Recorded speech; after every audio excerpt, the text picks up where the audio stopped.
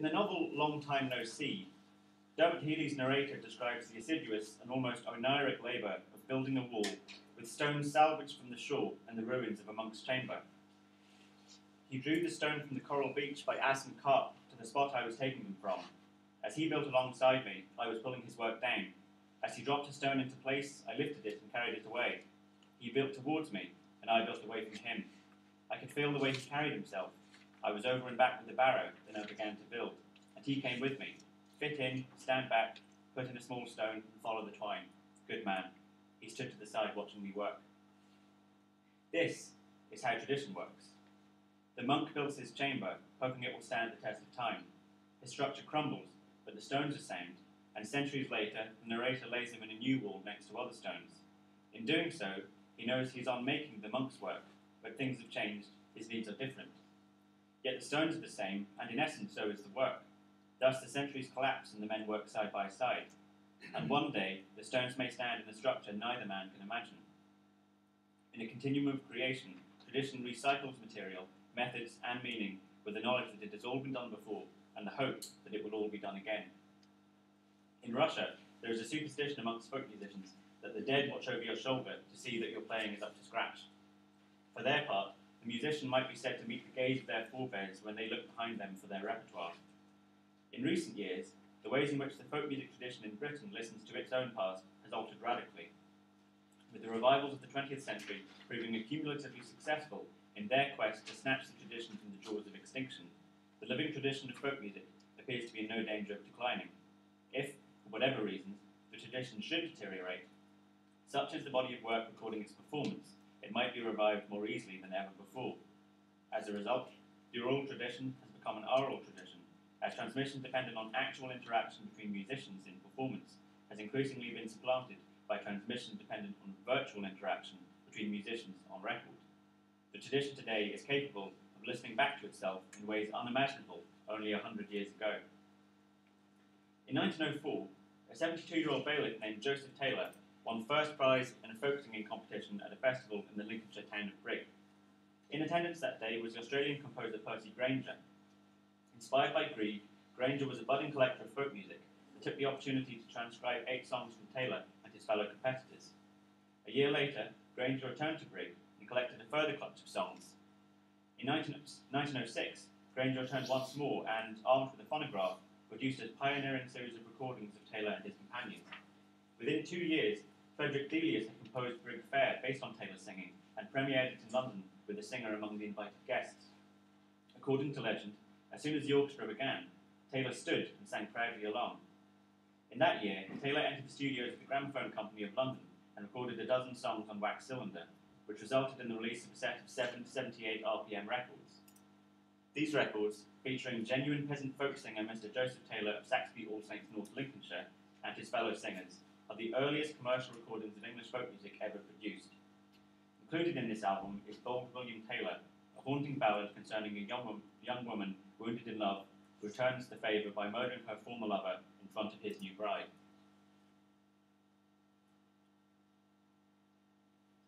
I sing your trouble about to over, oh, from this little town they carry. The young man's name was William Sailor, the legend's name was Sarah. In 2004, a century after Grainger first heard Taylor sing, the first album by a musician known by the pseudonym Bellberry Polly appeared. Amongst the alternately ambient and unsettling soundscapes that comprise the Willows is the track Care Mains.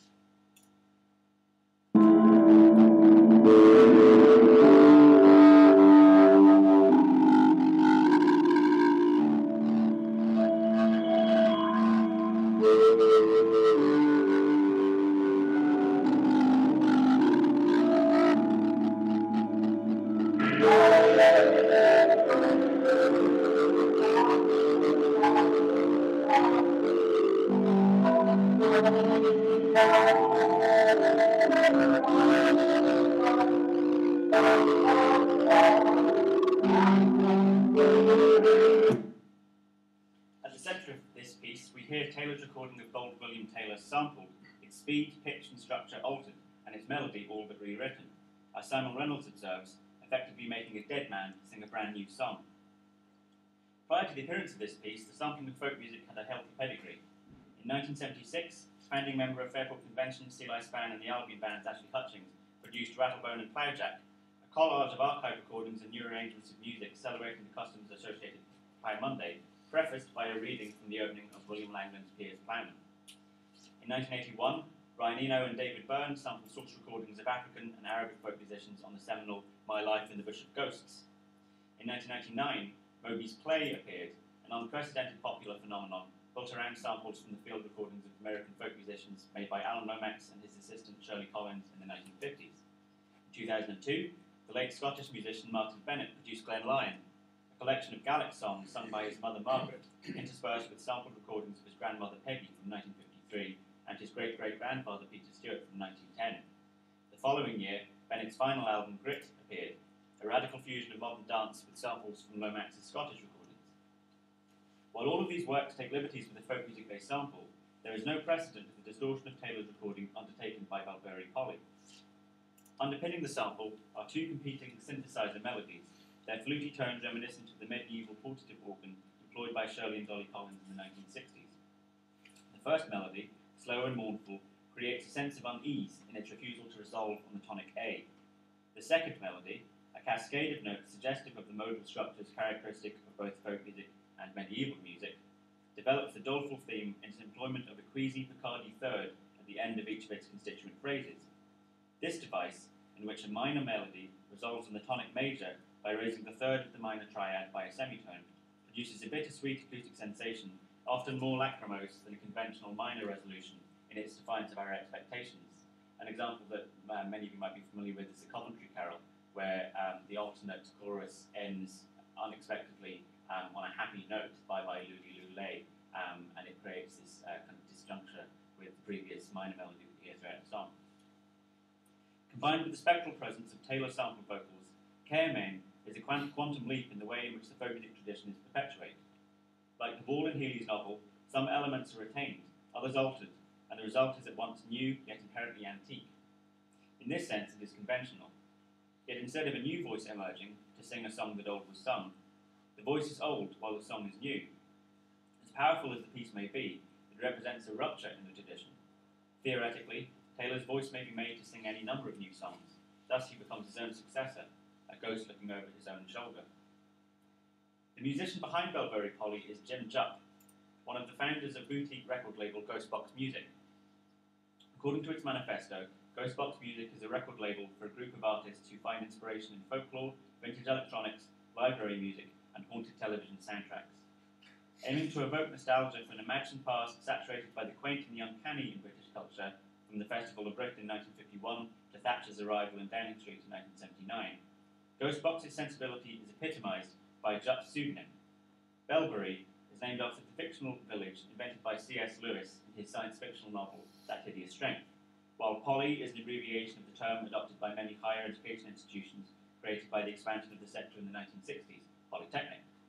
Similar cultural artifacts suggested by the music and design of Ghostbox include the sounds of library music, television incidental music of the BBC Radiophonic Workshop, the science fiction of John Wyndham, Nigel Neal, and Doctor Who, the gentle children's culture of schools broadcasting, Oliver Postgate and Ladybird books, the mass market paperbacks of Penguin and Pelican, the benevolent paternalistic educational aspirations of the Open University and Tomorrow's World, and, crucially, the weird medievalism and folk horror that Craig has explained for us earlier.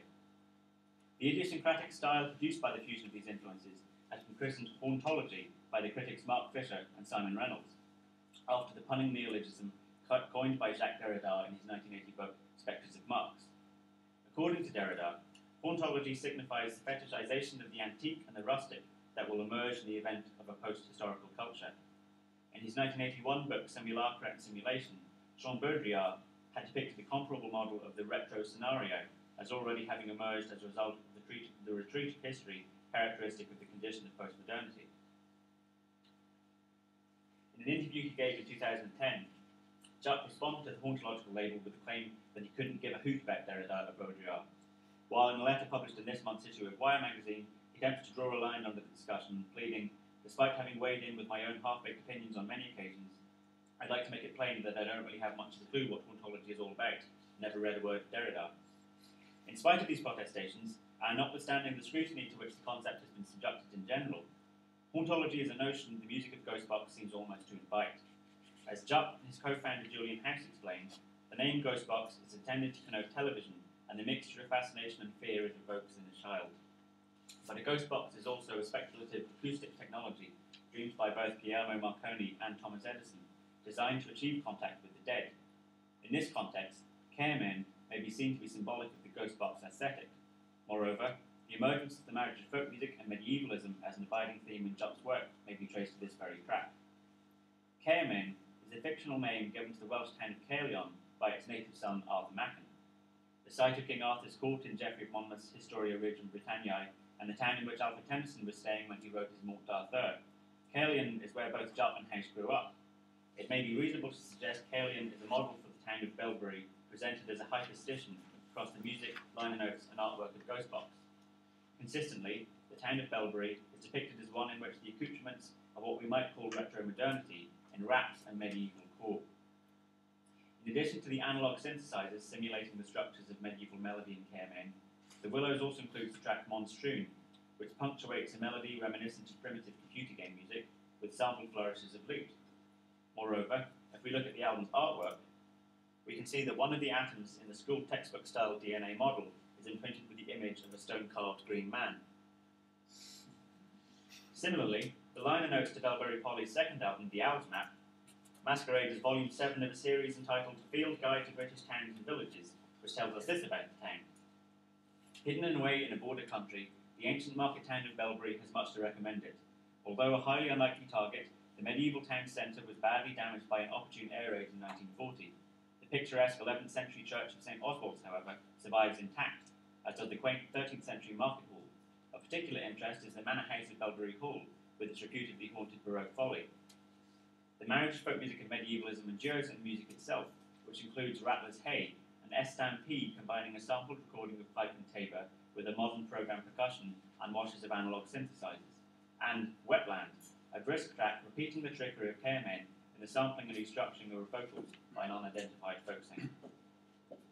If the medieval is simply a reference amongst many in Jupp's earliest work as Belbury Polly, his latest album is the pivot on which his exercises in sonic nostalgia hinge. Released only in March of this year, the Belbury Tales develops the theme first hinted at in Caremen 8 years ago. Taking his title somewhat mischievously from a term employed by critic Mark Fisher in the review that first yoked Ghostbox and hauntology together, Unheimlich elegantly combines harpsichord and the fluty synthesizer sound reminiscent of the portative organ around which Caremen is based.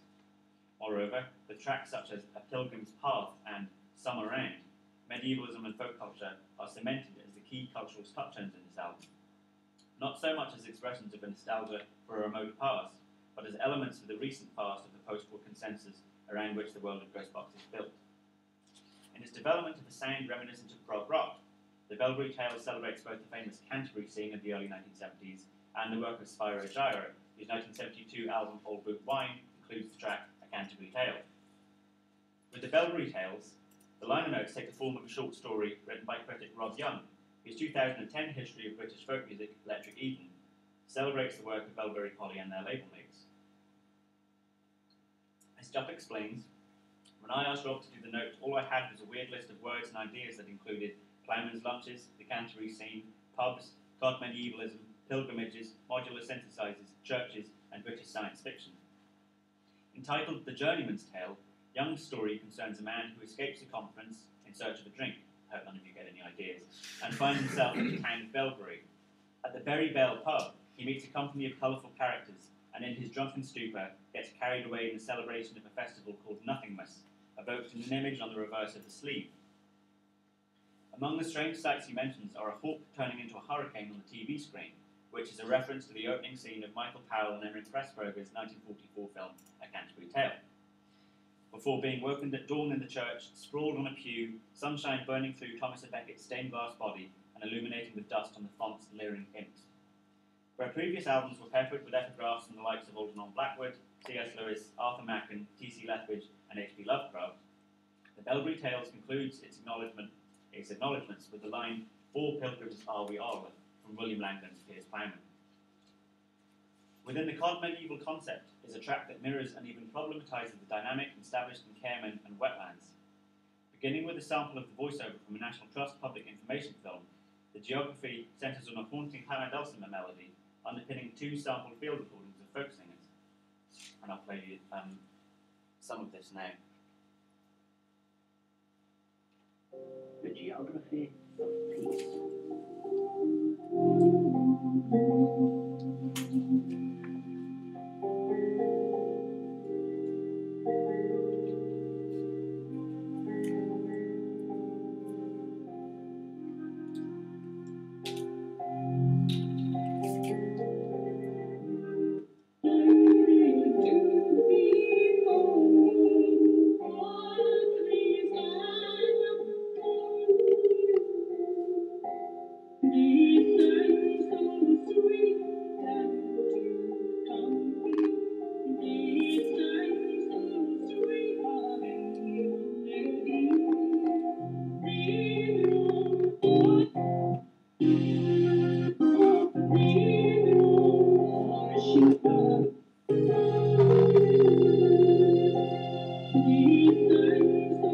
Trying to find the second voice.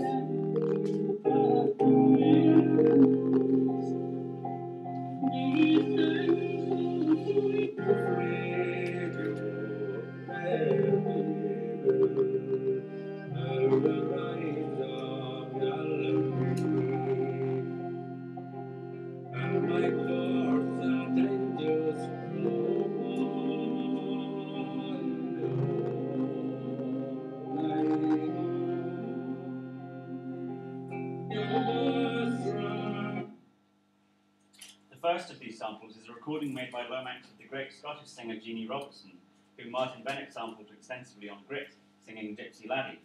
The second, which I have not yet been able to identify, is of a Scottish man singing what I think might be the song Clyde Water.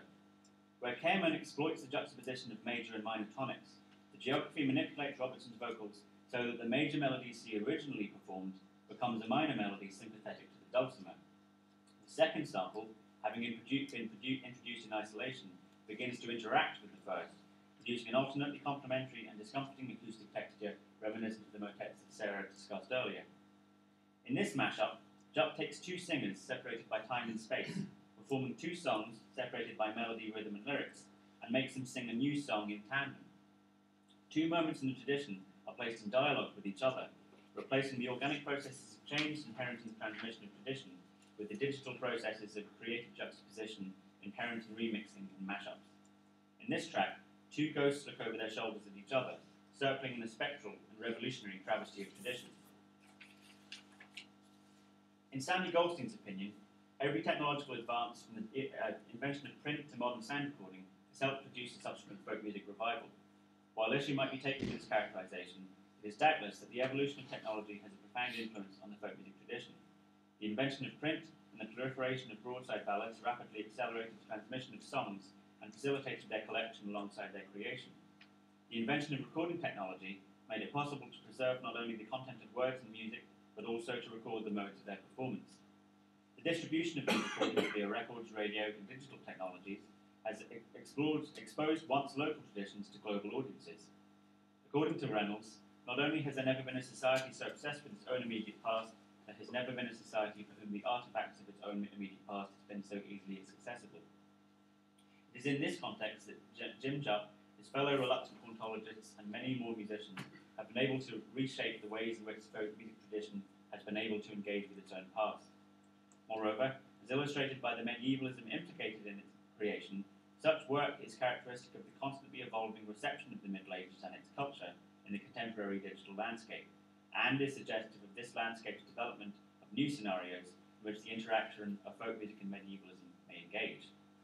Rob Hughes has written that all music irrigates itself by borrowing, swapping, swiping, and remixing what's gone before, a restless dialogue of call and response. What the ghosts looking over the shoulders of these musicians might make of their response remains to be heard. Thank you.